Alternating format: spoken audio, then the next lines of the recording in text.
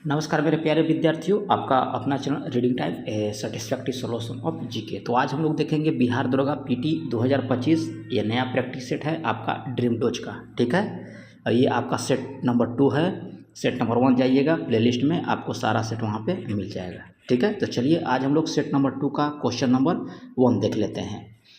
Question number 1 में कह रहा है कि निम्नलिखित कौन सी प्रक्रिया या क्रिया जो है स्थितिज ऊर्जा को संग्रहित करती है। इसमें कौन कौन सी स्थितिज ऊर्जा है? तो तीर को धनुष की डोरी पर रखकर खींचना, ये आपका स्थितिज ऊर्जा का उदाहरण है। किसी खिलौने वाली कार में चाबी भरने पर उसकी कमानी में जो संचित ऊर्जा होता है, ये भी आपका स्थितिज ऊर्जा होता है। और इसमें स्प्रिंग खींचने पर इसमें उपस्थित जो ऊर्जा होती है, ये भी आपका स्थितिज ऊर्जा होता है। यहाँ पे तीनों कथन जो है आपका स्थितिज ऊर्जा का दिया हुआ है। तो ऑप्शन यहाँ पे हो जाएगा आपको सी नंबर, ठीक है। चलिए आगे देखिए, सर्वाधिक बार केंद्रीय बजट प्रस्तुत करने का रिकॉर्ड किस मंत्री का है? तो सबसे ज़्यादा है आपको मोरारजी देसाई का, कुल 10 बार।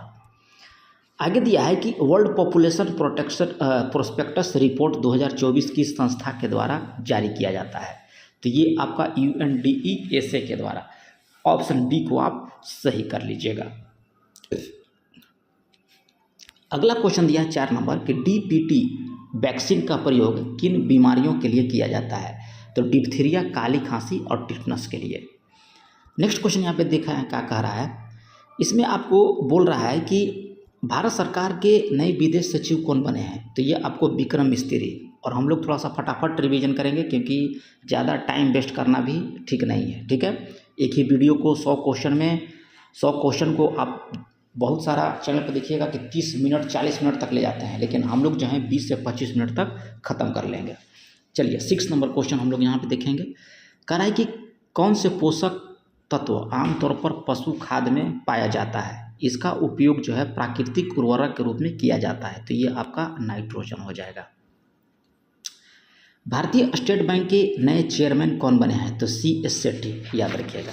भारतीय स्टेट बैंक के जो चेयरमैन हैं आपको CS सेठी को बनाया गया है।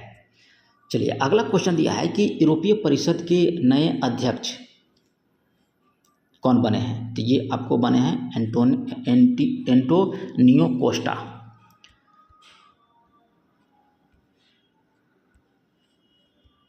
चलिए अगला क्वेश्चन यहाँ पे दिया है हम लोग का 8 नंबर क्वेश्चन का रहा है कि हाँ, यूरोपीय परिषद का हो गया एंटोनियो कोस्टा। 9 नंबर देख लेते हैं। 9 नंबर क्वेश्चन यहाँ पे दिया है, कह रहा है कि हाल ही में किस भारतीय निशानेबाज को ओलंपिक समिति का सर्वोच्च सम्मान ओलंपिक अवार्ड प्रदान किया गया? तो ये आपको अभिनव बिंद्रा हो जाएगा। ऑप्शन बी को आप यहाँ पे सही कर लीजिएगा, अभिनव बिंद्रा। चलिए 10 नंबर क्वेश्चन का रहा है कि कौन सा जो है, कह रहा है कि इसमें से किसमें खुला परिसंचरण तंत्र पाया जाता है? तो खुला परिसरण तंत्र जो है ये आप याद रखिएगा कि ऑर्थोपोडा में पाया जाता है। ऑप्शन ए, ठीक है। ऑर्थोपोडा में जो है आपका खुला परिसरण तंत्र जो है आपको पाया जाता है। 11 नंबर यहाँ पे दिया है, कह रहा है कि मृदक के संदर्भ में निम्नलिखित कथनों पर विचार कीजिए, ठीक है। तो यह भोजन एवं जल का संचय करता है, यह जीवित एवं सरलतम ऊतक है जो विभाजक में विभेदीकरण का परिणाम होता है, ये भी आपका राइट है। और आगे क्या देखते हैं इसमें कि यह जलीय पादपों में एरनकाइमा कहलाता है क्योंकि इन पादपों में वायु के प्रवाह में सहायक होता है। तो यहाँ पे तीनों स्टेटमेंट आपका राइट दिया गया है। तो यहाँ पे ऑप्शन आपको निकल के आ जाएगा डी नंबर। चलिए 12 नंबर क्वेश्चन का रहा है कि ड्रोन नेशनल इंटरनेशनल एक्सपो का आयोजन कहाँ किया गया? तो ये आपको आयोजन किया गया है नई दिल्ली में, ठीक है। ऑप्शन बी हो जाएगा। बांग्लादेश की सीमा का राय के किस भारतीय राज्य को नहीं छूती है? तो नागालैंड को नहीं छूती है, मेघालय, त्रिपुरा और आप याद रखिएगा मिजोरम, असम, ये सब जो है आपको बांग्लादेश से लगता है। अगला यहाँ पे कह रहा है कि देखिए कारण और कथन दोनों दिया है यहाँ पे, ठीक है। तो यहाँ पे हम लोग पढ़ लेंगे। देखिए कथन में क्या कह रहा है कि सभी जीवित जीवों में अनुवांशिकी पदार्थ के रूप में केवल, आगे देख लेते हैं क्या कह रहा है कि केवल DNA पाया जाता है। फिर कारण आर में कह रहा है कि यह अम्लीय प्रकृति का होता है एवं कोशिका में केंद्रक माइटोकॉन्ड्रिया लवक में पाया जाता है, ठीक है। तो यहाँ पे आपका दोनों कथन सही है, लेकिन दोनों का स्पष्टीकरण जो है गलत दिया गया है। तो यहाँ पे आपका ऑप्शन बी सही कर लीजिएगा। ठीक है, चलिए क्वेश्चन नंबर हम लोग देख लेते हैं 15। कह रहा है कि नैमेडिक एलिफेंटा नामक सैन्य अभ्यास जो है किन दो देशों के बीच आयोजित किया गया है। तो ये अभ्यास आपको भारत और मंगोलिया के बीच होता है, ऑप्शन डी। चलिए आगे कह रहा है कि किस भारतीय महिला को अंतर्राष्ट्रीय ओलंपिक समिति सदस्य जो है निर्वाचित किया गया। तो ये आपको किया गया है नीता अंबानी। ठीक है, ऑप्शन बी। चलिए नेक्स्ट क्वेश्चन देख लेते हैं। यहाँ पे सूची 1 को सूची 2 में आपको मिलान करने के लिए बोल रहा है। ठीक है, थोड़ा सा और छोटा हो जाएगा, नहीं होगा। ठीक है, इसको आप लोग वीडियो को पॉज कर लीजिएगा क्योंकि यहाँ पे दिक्कत हो रहा है। यहाँ पे ऑप्शन हम आपको बता देते हैं, ऑप्शन सी हो जाएगा। चलिए 18 नंबर क्वेश्चन का रहा है कि बिहार के किस जिले की सीमा जो है पटना जिले की सीमा को नहीं छूता है। तो बिहार के कौन सा जिला है जो पटना का जो एरिया है यानी कि उससे नहीं सटा हुआ है, तो कौन सा है। तो ये आपको हो जाता है कौन सा, याद रखिएगा, मधुबनी। मधुबनी जिला जो है आपको पटना जिले की सीमा को नहीं छूता है, जबकि वैशाली हो गया, नालंदा हो गया, लखीसराय हो गया, ये सब जो है पटना जिले को छूता है। और एक आपका भोजपुर भी होता है। ठीक है, याद रखिएगा, भोजपुर, समस्तीपुर, जहानाबाद, ये सब पटना जिले का सीमा को छूता है। बिहार में जयप्रकाश नारायण, जिसको जेपी के नाम से जाना जाता है, सेतु किस नदी पर बनाया गया है। तो ये आपका है गंगा नदी। बिहार राज्य की साक्षरता दर 2011 में कितना प्रतिशत था। तो ये आपको 61.8%। पटना विश्वविद्यालय की स्थापना कब हुआ था। तो याद रखिएगा कि पटना जो विश्वविद्यालय है इसकी स्थापना 1917 में किया गया था। चलिए आगे क्वेश्चन का रहा है कि निम्नलिखित में से कौन सा पुस्तक डॉक्टर राजेंद्र प्रसाद के द्वारा लिखा गया। तो डॉक्टर राजेंद्र प्रसाद के द्वारा पुस्तक इंडिया डिवाइडेड, बापू के कदमों में और चंपारण में सत्याग्रह, ये तीनों पुस्तक जो है आपको डॉक्टर राजेंद्र प्रसाद के द्वारा लिखा गया है। चलिए अगला क्वेश्चन का रहा है कि सदाकत आश्रम की स्थापना जो है कब की गई थी। तो ये आपको 1921 ईस्वी में। ठीक है, और इसमें करीब आपका जो है 11-12 पेपर है, टेस्ट पेपर। तो सारा टेस्ट अगर आप लोग देना चाहते हैं तो चैनल को सब्सक्राइब कर लीजिएगा। ठीक है, चलिए 24 नंबर क्वेश्चन का रहा है कि अल्फा केराटिन एक प्रोटीन है जो क्या करता है। तो याद रखिएगा कि त्वचा में उपस्थित होता है, ऑप्शन बी यहाँ पे सही हो जाएगा। चलिए 25 नंबर क्वेश्चन यहाँ पे दिया है कि अमीर खुसरो ने किसके विकास में अग्रणी भूमिका निभाई थी। तो ये आपको खड़ी बोली के लिए। ठीक है, चलिए अगला है कि शिक्षा में सुधार हेतु ब्रिटिश सरकार ने सैडलर आयोग कब नियुक्त किया था। तो सैडलर आयोग की नियुक्ति जो है आपको 1917 में किया गया था। मुगल काल की राजकीय भाषा क्या थी। तो मुगल काल का जो राजकीय भाषा था वो आपको फारसी था। अगला है कि लैमार्क के संदर्भ में निम्नलिखित कथन में कौन सा कथन जो है आपको असत्य दिया गया है। ठीक है, तो यहाँ पे असत्य पूछ रहा है आपसे कि कौन सा कथन असत्य है। तो लैमार्क के संदर्भ में थोड़ा सा छोटा कर लेते हैं। ठीक है, तो देखिए यहाँ पे कह रहा है कि इसके दो अवधारणाएं अंगों का उपयोग और अनुपयोग तथा उपार्जित लक्षणों की अनुवांशिक गति है, ये आपका सही दिया गया है। ठीक है, जिराफ एक लंबी गर्दन अंगों के अधिक उपयोग के कारण क्रमिक अनुकूलन के द्वारा जैव विकास का प्रमाण है, तो ये भी आपका सही है। और बीजमान इस वाद की प्रबलता का आलोचक थे और इसके प्रत्युत्तर में उन्होंने जर्म प्लाज्मा सिद्धांत दिया था। इसमें आपका तीनों कथन सही दिया गया है। ठीक है, यानी कि उपयुक्त में से कोई नहीं होगा गलत। ठीक है, चलिए ज़्यादा थोड़ा सा वीडियो को पॉज कर लीजिएगा। जो थोड़ा सा कथन टाइप का होता है वो मोबाइल के स्क्रीन पर पूरी तरह से नहीं आ पाता है। ठीक है, इसलिए थोड़ा सा कोऑपरेट कीजिए आप लोग। ठीक है, और थोड़ा सा चैनल को सब्सक्राइब कर लीजिए, थोड़ा सा सपोर्ट भी कीजिए। चलिए 29 नंबर क्वेश्चन का रहा है कि एक विकास खंड पूर्व पंचायत समिति जो होती है वह एक प्रशासकीय जो है आपका अधिकरण होती है। ठीक है, ऑप्शन सी हो जाएगा यहाँ पे। चलिए 30 नंबर क्वेश्चन यहाँ पे दिया है कि किस संविधान संशोधन के द्वारा लोकसभा के कार्यकाल जो है 6 वर्ष से घटाकर आपको 5 वर्ष कर दिया गया था। तो ये आप याद रखिएगा कि 44वां संविधान संशोधन के द्वारा हुआ था ऐसा। ठीक है, तो 44वां संविधान संशोधन के द्वारा जो है आपको जो लोकसभा का कार्यकाल जो है आपको 6 वर्ष से घटाकर आपको 5 वर्ष कर दिया गया।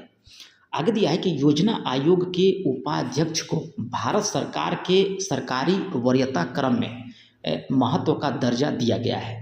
तो ये जो महत्व का जो दर्जा दिया गया है वो भारत सरकार के कैबिनेट मंत्री के समान, ठीक है। चलिए ऑप्शन ए यहाँ पे सही हो जाता है। प्रथम पिछड़ा वर्ग आयोग का गठन कब किया गया था? तो ये आपको गठन जो है 1953 में किया गया था। नेक्स्ट है कि किस क्षेत्र को अनुसूचित और जनजातीय क्षेत्र घोषित करने का अधिकार किसे दिया गया है? किसी क्षेत्र को, ये आपको राष्ट्रपति को दिया गया है, ठीक है, याद रखिएगा राष्ट्रपति। चलिए अगला क्वेश्चन कह रहा है कि पर्वत देश महादेश, ठीक है, और कह रहा है कि कौन सा युग में यहाँ पे सम्मिलित है 34 का।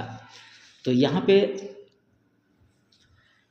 एलेप्सियन पर्वत यहाँ पे यूरोप में है, ये आपका गलत है। एलेप्सियन जो है पर्वत ये आपका उत्तरी अमेरिका में है। कहाँ पे है? उत्तरी अमेरिका में। तो ये आपका कथन गलत हो गया। डेक्स्टोन पर्वत दक्षिण अमेरिका में दिया है, ये आपको अफ्रीका में पड़ता है, ठीक है, जो पूर्व एवं दक्षिण में है, अफ्रीका के दक्षिण एवं पूर्व में है। तो ये भी आपका गलत है, दिया गया है। और अल्प्स पर्वत, आपका अल्प्स पर्वत कहाँ है? आपको यहाँ पे यूरोप में है, ना कि आपको अफ्रीका में है। तो यहाँ पे तीनों कथन जो है आपका गलत है, ठीक है। तो ऑप्शन डी को आप यहाँ पे सही कर लीजिएगा, ठीक है। एलेप्सियन पर्वत कहाँ है? तो याद रखिएगा आपको उत्तरी अमेरिका में है। डेक्स्टोन वर्ग पर्वत आपको अफ्रीका महाद्वीप के पूर्व दक्षिण में है, ठीक है। अल्प्स पर्वत आपको पड़ता है यूरोप में।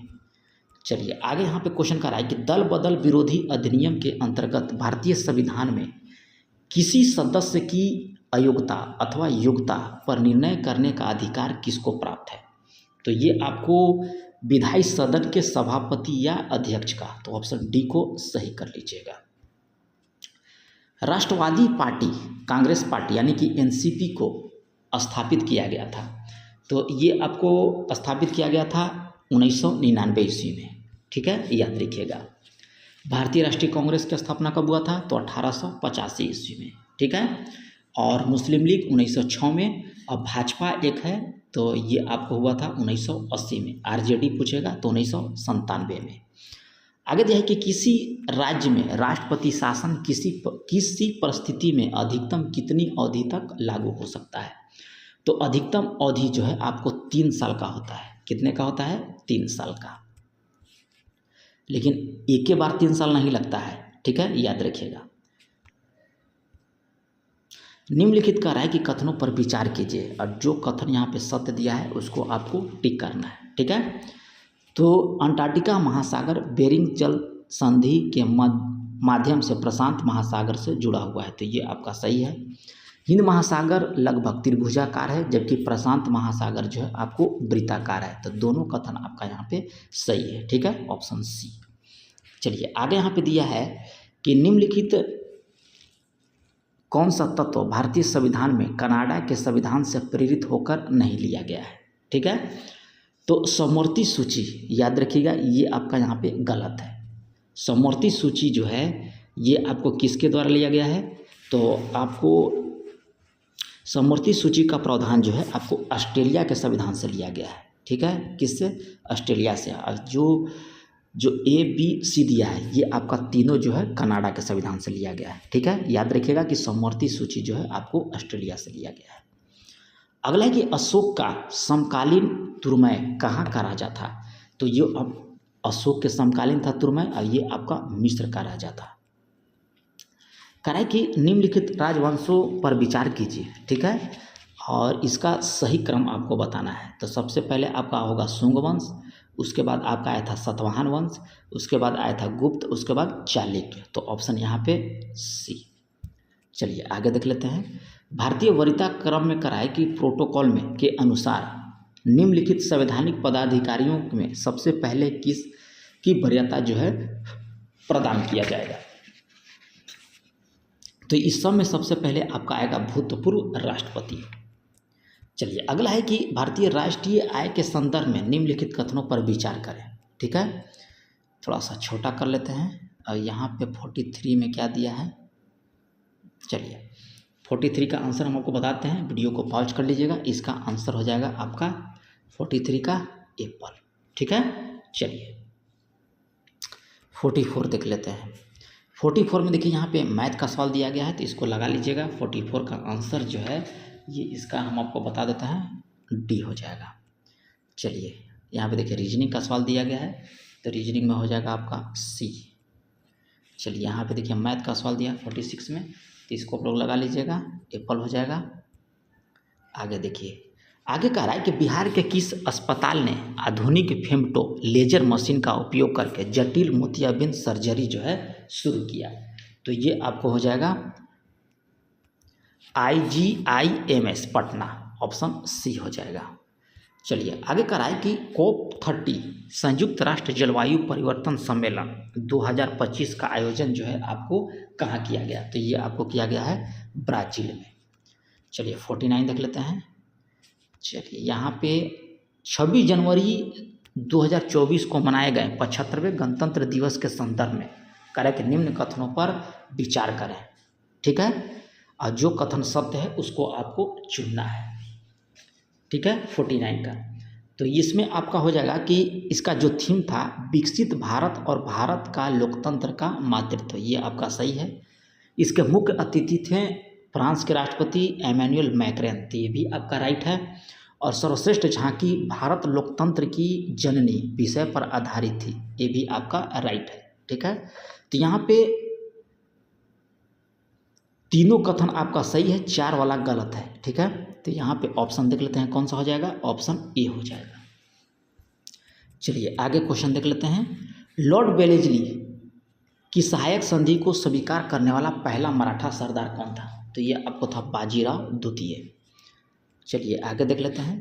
कह रहा है कि राज्य हड़प नीति के अंतर्गत कौन से भारतीय राज्य कब्जे में किए गए थे? तो कौन से भारतीय राज्य कब्जे में किया गया था? तो याद रखिएगा कि ये आपको था झांसी, नागपुर और सतारा, ऑप्शन बी हो जाएगा। नमक सत्याग्रह जो है कब प्रारंभ हुआ था? तो नमक सत्याग्रह 1930 ईस्वी में प्रारंभ किया गया था। आगे दिया है कि 1904 में क्रांतिकारी संगठन अभिनव भारत संगठन संगठित किया गया था। तो ये आपको डॉक्टर BD सावरकर के द्वारा, ऑप्शन डी हो जाएगा। चलिए आगे दिया है कथन यहाँ पे, तो थोड़ा सा कथन वाला यहाँ पे कह रहा है कि कथन कीजिए और सत्य कथन को चयन करना है, ठीक है। तो सत्य कथन इसमें कौन सा हो जाएगा? तो प्रसिद्ध लेखिका और परोपकारी सुधा मूर्ति का अंतर्राष्ट्रीय महिला दिवस के अवसर पर भारत के राष्ट्रपति के द्वारा राज्यसभा के लिए नामित किया गया था, ये आपका सही दिया गया है, ठीक है। और 2024 में सुधा मूर्ति को पद्म भूषण पुरस्कार से सम्मानित किया गया था, ये आपको गलत दिया गया क्योंकि इनको 2023 में दिया गया था। तो केवल कथन 1 आपका यहाँ पे सही हो जाएगा। चलिए आगे देख लेते हैं। आगे दिया है कि रेनेसा आंदोलन का शुरुआत कहाँ हुआ था? तो ये इसका शुरुआत आपको इटली में हुआ था।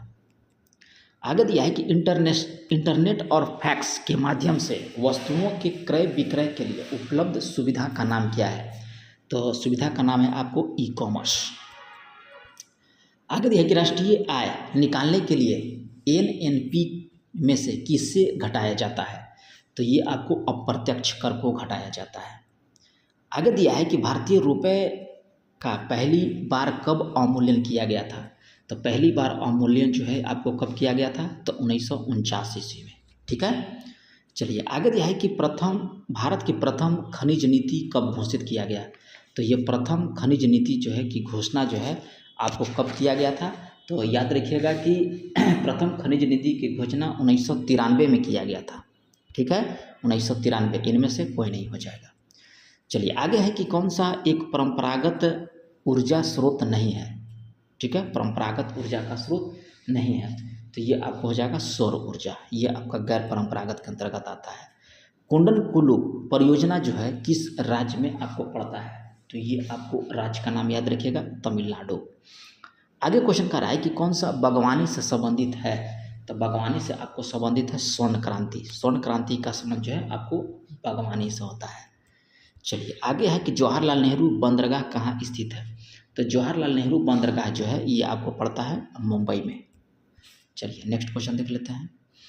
गरीबी रेखा का निर्धारण हेतु ग्रामीण क्षेत्र के लिए प्रति व्यक्ति प्रति न्यूनतम कितने कैलोरी निर्धारित किया गया है? तो ये आपको 2400, ठीक है। शहरी क्षेत्र में पूछेगा तो 2100। आगे दिया है कि गरीबी के दुष्चक्र की अवधारणा किसने दी थी। तो ये आपको किसके द्वारा दिया गया था, तो याद रखिएगा रैगनर नर्स के द्वारा। ठीक है, ऑप्शन सी हो जाएगा। च और छ वर्ण का उच्चारण स्थान कौन सा है, च और छ, तो याद रखिएगा तालु। पशुपालन एवं मत्स्य पालन किस क्षेत्र के अंग हैं, तो ये आपको है प्राथमिक क्षेत्र के अंतर्गत। खनन भी याद रखिएगा कि प्राथमिक क्षेत्र के अंतर्गत आता है।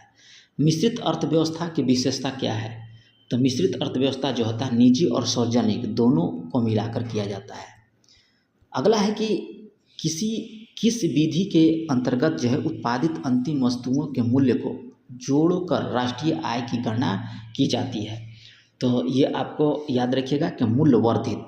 ठीक है, ऑप्शन सी यहाँ पे सही हो जाएगा, मूल्यवर्धित। चलिए यहाँ पे देख लेते हैं 70। फिनिक्स फर्म कहाँ पे है, 70 क्वेश्चन का रहा है 70 नंबर में कि फिनिक्स फर्म कहाँ है, तो ये आपको पड़ता है डरबन में। और यहाँ पे देखिए रीजनिंग का सवाल दिया गया है, तो इसका आंसर हो जाएगा आपका 18A। ठीक है, चलिए यहाँ भी देखिए मैथ का सवाल दिया गया 72, तो 72 में हो जाएगा आपका डी। ठीक है, चलिए विश्व को दबाव समूह और हित समूह किस राष्ट्र की देन है, तो ये आपका है यूएसए का देन। चलिए आगे कह रहा है कि भारत की प्रादेशिक जल सीमा समुद्र तट से कितने समुद्री मील तक दूरी तक है, तो ये आपको हो जाएगा 12 मील तक। ठीक है, चलिए आगे देख लेते हैं क्वेश्चन। भारत का कह रहा है कि किस भाग में बैरन ज्वालामुखी द्वीप स्थित है, तो बैरन ज्वालामुखी द्वीप जो है अंडमान निकोबार द्वीप समूह में आपका पड़ता है। आगे दिया है कि हिमालय श्रेणी क्षेत्र में मिलने वाली संकीर्ण तथा अनुदैर्घ्य लंबी धारियों को किस नाम से जाना जाता है, तो ये आपको दून के नाम से। ठीक है, चलिए आगे देख लेते हैं।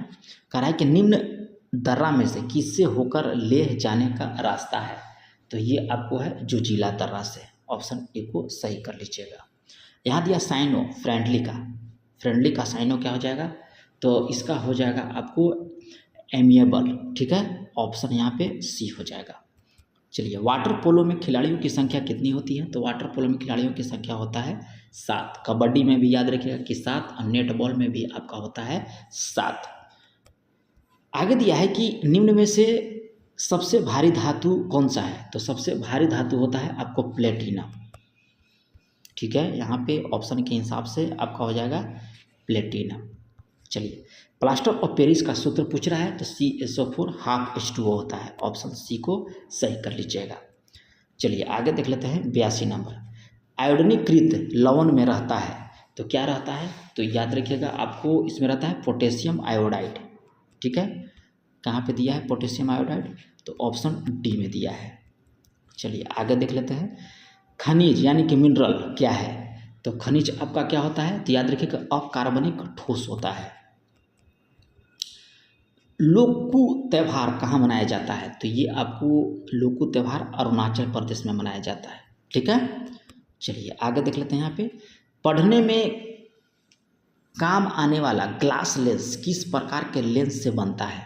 ठीक है, तो किस प्रकार का लेंस होगा, तो उत्तल लेंस होगा। ठीक है, चलिए आगे देख लेते हैं। यहाँ पे देखिए 50 डिग्री सेंटीग्रेड को फ़ारेनहाइट में चूज करने के लिए कह रहा है, यानी कि चेंज करने के लिए, तो आप लोग चेंज कर लीजिएगा 122 फ़ारेनहाइट आएगा। ठीक है, चलिए आगे है कि अर्जेंटीना की राजधानी आपको कहाँ पे है, तो अर्जेंटीना की राजधानी आपका कहाँ पड़ता है, तो बुनस आयर। ऑप्शन बी हो जाएगा। आगे दिया है कि जब प्रकाश एक माध्यम से दूसरे माध्यम में जाता है, तो कह रहा है कि क्या परिवर्तन नहीं होगा। ठीक है, तो आपको आवृत्ति परिवर्तित नहीं होती है, याद रखिएगा आपको आवृत्ति जो है वही रहेगा।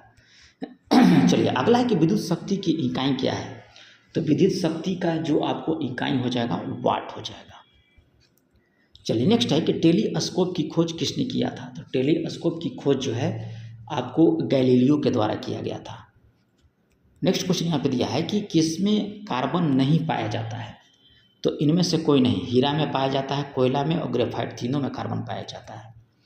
कह रहा है कि वायु में थोड़ी देर रखने पर किसी धातु के ऊपर हरे रंग के वैश्विक कार्बोनेट की परत जम जाती है, तो वह धातु कौन सी है, तो वह धातु आपको हो जाएगा तांबा। किस बैंक ने SME digital business loan launch किया? तो ये आपको state bank of India. Next है कि लाहौर नृत्य किस राज्य से संबंधित है? तो लाहौर नृत्य का संबंध जो है आपको मेघालय से है। और आगे यहाँ पे दिया है दिवस, ठीक है। अब इसको कह रहा है मैच करने के लिए। तो 1 दिसंबर को कौन सा दिवस मनाया जाता है? तो 1 दिसंबर को विश्व एड्स दिवस, 12 जनवरी को राष्ट्रीय युवा दिवस, 4 फरवरी को विश्व कैंसर दिवस, अब 16 मार्च को राष्ट्रीय टीकाकरण दिवस, ठीक है। चलिए अगला क्वेश्चन देख लेते हैं। NEFT क्या है?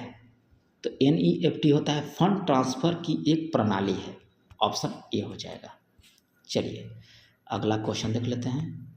आगे दिया है कि 76वें फिल्म फेयर पुरस्कार समारोह में किस फिल्म ने सबसे अधिक पुरस्कार जीता? तो ये आपको जीता है रॉकी और रानी की प्रेम कहानी।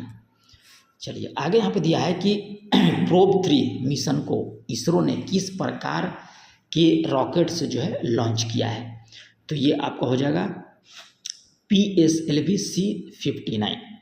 चलिए आगे देख लेते हैं। नोबेल पुरस्कार की शुरुआत कब हुआ था? तो ये आपको हुआ था 1901 ईस्वी में नोबेल पुरस्कार। चलिए आगे यहाँ पे दिया है कि समलैंगिक विवाह को मान्यता देने वाला पहला दक्षिण एशियाई देश कौन बन गया? तो पहला दक्षिण एशियाई देश जो है आपको कौन बन गया है? तो ये बन गया आपको थाईलैंड, ठीक है। तो ये रहा आप लोग का 100 क्वेश्चन का ड्रीम डोज का प्रैक्टिस सेट। अगर कहीं भी थोड़ा सा इधर उधर हुआ होगा तो थोड़ा सा माफ़ कीजिएगा, और चैनल पे पहली बार होंगे तो सब्सक्राइब कर लीजिएगा और थोड़ा सा सपोर्ट कीजिए। अगर आपके लिए हम इतना मेहनत कर रहे हैं तो आपके भी थोड़ा सा दायित्व बनता है कि थोड़ा सा चैनल को सब्सक्राइब कर लीजिएगा और एक दूर ग्रुप में शेयर भी कर लीजिएगा। तो मिलते हैं इसका सेट नंबर 3 में, तब तक के लिए धन्यवाद।